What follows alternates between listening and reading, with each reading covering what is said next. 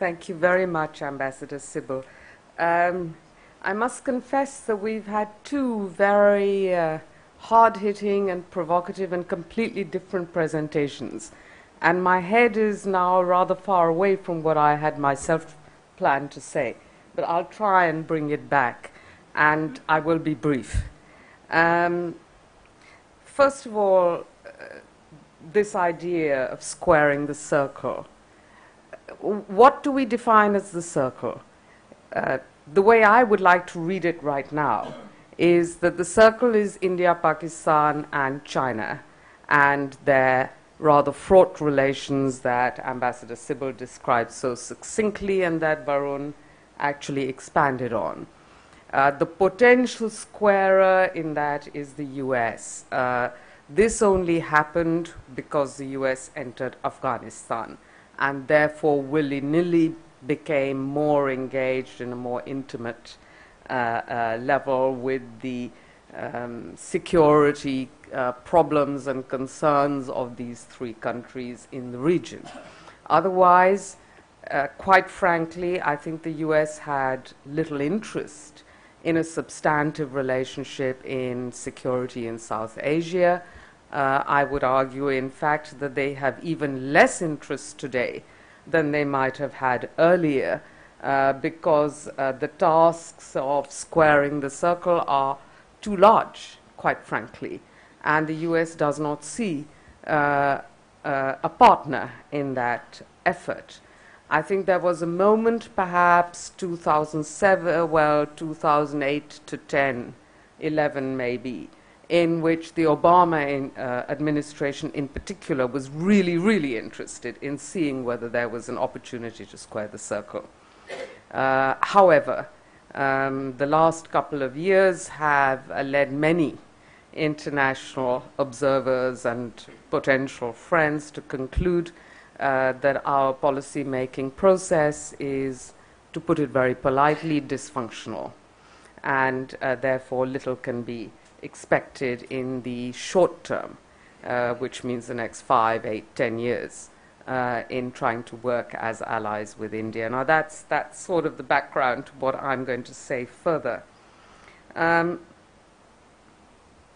point about Afghanistan is that, first of all, they made the negative dynamics of the circle very evident internationally, in a way in which they had not been for quite some time, and thereby elicited an interest in trying to get this dynamic to the negativity to be mitigated in one way or another. The exit of the United States and Europe from Afghanistan equally, actually, and possibly inadvertently, equally again offers this opportunity of squaring the circle. Just as the entry did, so does the exit. Bearing in mind that, in fact, there is very little interest outside of the region in squaring this circle. There was little interest when the US entered Afghanistan, and there's even less interest when it comes to an exit for very obvious reasons. The reason people exit is because they don't want to have the same level of engagement that they did earlier. They may require a different kind of engagement. We'll come to that point later. Now, the fact is that India, in this situation of Afghanistan, has been acting as a game changer. India is looking for policies that may indeed help square the circle, whether through outside allies and actors or through its own action. If you take the India Central Asia Connect policy, it is very much on the direction of building relations that incentivize cooperative behavior as opposed to conflictual or oppositional behavior. And the spread effect of that, I imagine, would be considered to work on the circle India, China, Pakistan just as much as it works on the wider regional economic architecture that India is seeking to construct through this. And that indeed could be a game changer to some extent. what impact would that have if we really get the Central Asia Connect, which is a very big if that does happen, what implications does it have for, say, security relations? Clearly, we are also talking about the SCO taking a larger role in Afghanistan. This is partly the way in which China will fill up the vacuum that Ambassador Sybil has referred to. And in that instance, the kind of dialogue that India is seeking with the SCO will become more important than it is at present. That we can see as happening quite soon. Now, interestingly, in this Central Asia Connect, the real partner is potentially the US and obviously the Central Asian republics. China is still doubtful about whether this will undermine the East-West corridor. They began by having reservations about the North-South corridor that India was seeking to establish, first with the energy pipelines and now through the Central Asia Connect. As you know quite well, the US has supported the North-South corridor and was maybe a year and a half or 2 years ago very much on board with Hillary Clinton's speech, stating clearly the support that the US offered. That support, of course, has weakened over the past year or so, partly because there appeared to be less movement on that track. China's initial reaction was somewhat negative. They feared that it might undermine the East-West corridor that China had worked on for the past 5 or 8 years and had actually developed the infrastructure for.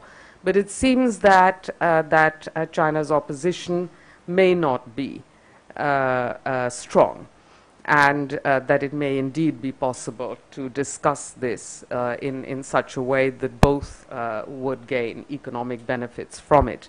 There's no doubt at all that there'll be huge economic benefits for Central Asia, for Afghanistan, and for India if such a corridor can be developed. On the question of India and Pakistan, there are 2 points I would like to make here.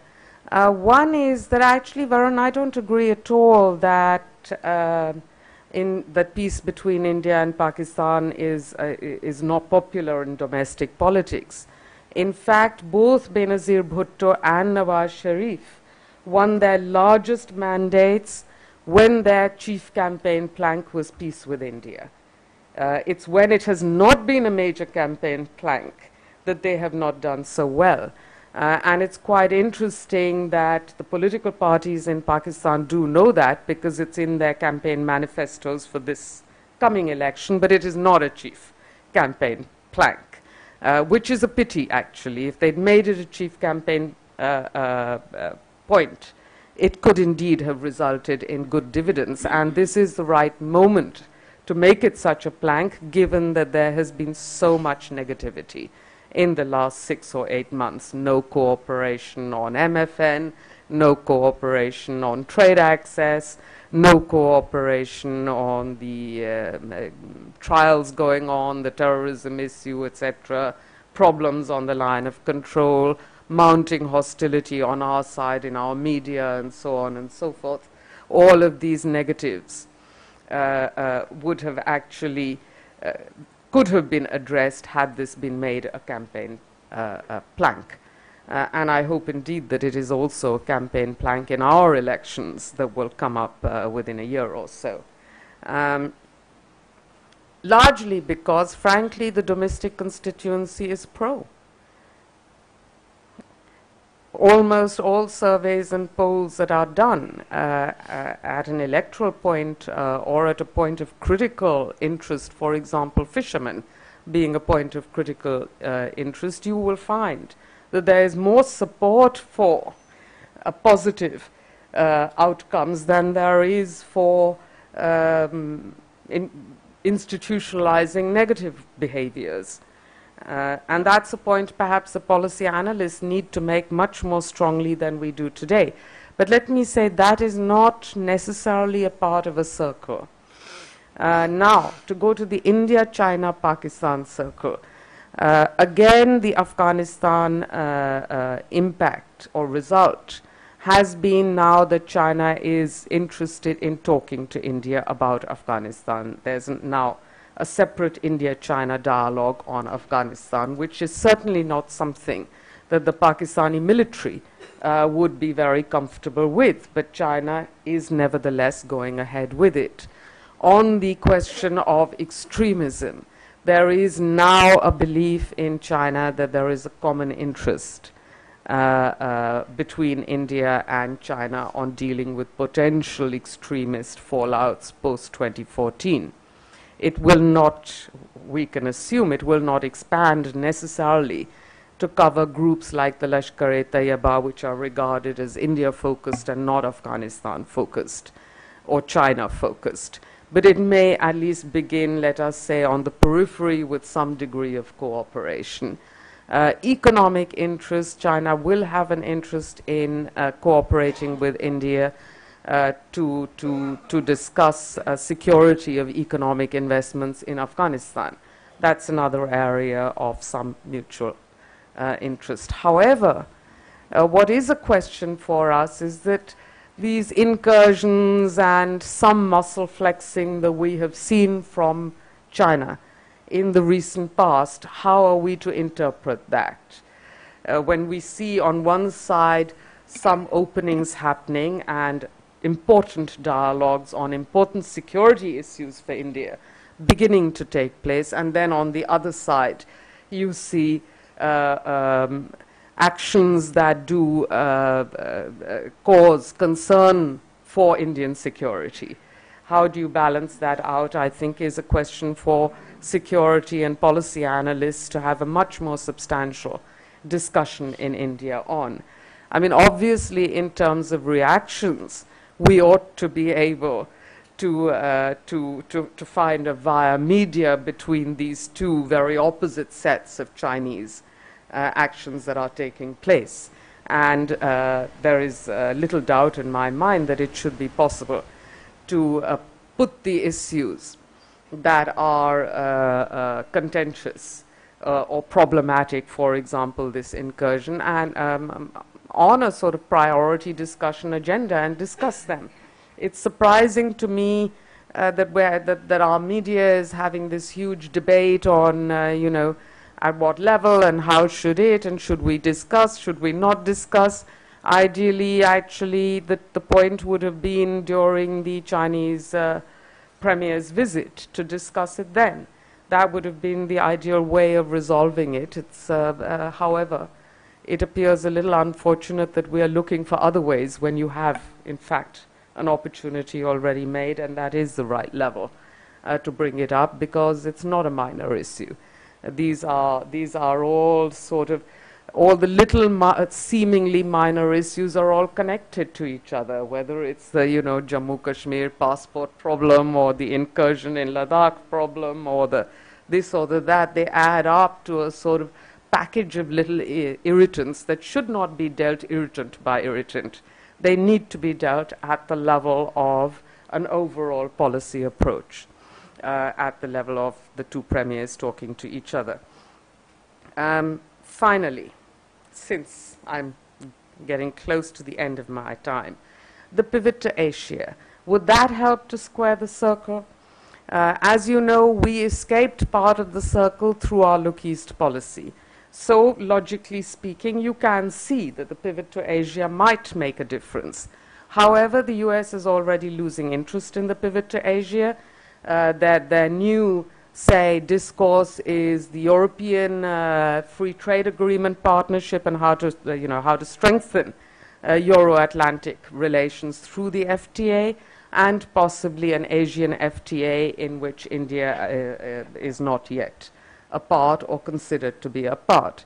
Now, since we had originally thought the pivot to Asia would also have some security implications and would go into an architecture of political and security behavior, not just economic behavior, we have to consider, is this an important pivot? Do we want it? Because frankly, at the moment, we're losing it. If we do want it, then we had better start thinking, how do we want it? Do we want it to bolster our approach in the East Asia Summit Do we want to have an an India-Japan-US discussion, for example, on security in the region? Those are the issues I would put up at the top of the table. So in conclusion, I would say that I'm in favor of squaring the circle wherever we can do so. I think there are 2 or 3 elements here that I have tried to outline. The Central Asia Connect and the North-South Corridor are one. The pivot to Asia, East Asia security issues, and codes of conduct are another. Thank you.